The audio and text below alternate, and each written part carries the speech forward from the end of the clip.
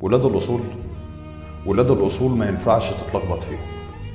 كل تفاصيلهم بتحكي عن عزتهم وجدعنتهم، عن نزاهتهم، عن شبعهم، عن تحملهم للمسؤولية، عن احترامهم للكلمة، عن رزانتهم، اتزانهم، قوتهم، عن صبرهم، عن عطائهم اللي ملوش حدود، عن صدقهم ووضوحهم اللي باين في عينيهم، في نبرة صوتهم، في كل خطواتهم.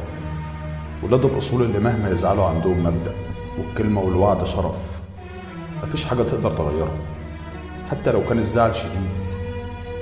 كتير عندهم أخلاق، لكن دول مهتمين بتفاصيل الأخلاق. ناس بتجبرك تحترمهم وتعاملهم معاملة خاصة. ناس بتجبرك تنقي مواضيعك وحكاويك وكلامك معاهم.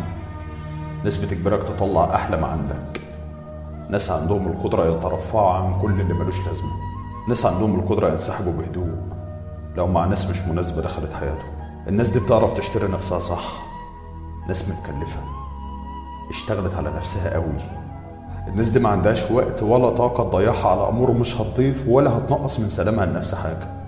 جايز تشوفهم عندهم تكبر، ناس أنانية عنيدة، ناس مش مفهومة. مش هيفرق معاهم تشوفهم ايه. مش تقليل من غيرهم لا سمح الله، لا، لكن مش من أهدافهم أصلا رضا الناس عنهم.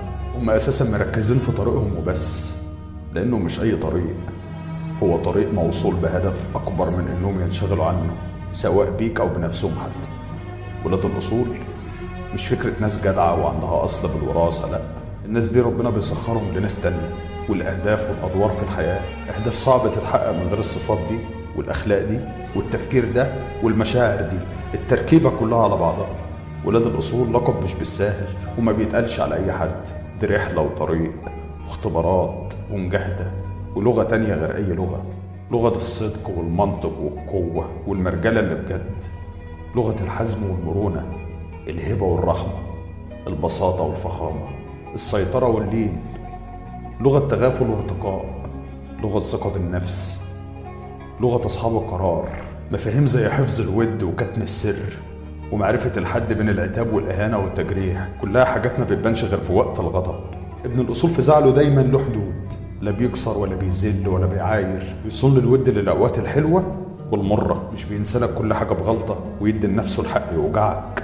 مفيش حاجة بتوجع الإنسان السوي قد الجحود وقت الزعل. والله القوة الحقيقية مش إننا ننتقم من اللي أذانا. أذية الناس مفيش أسهل منها على فكرة.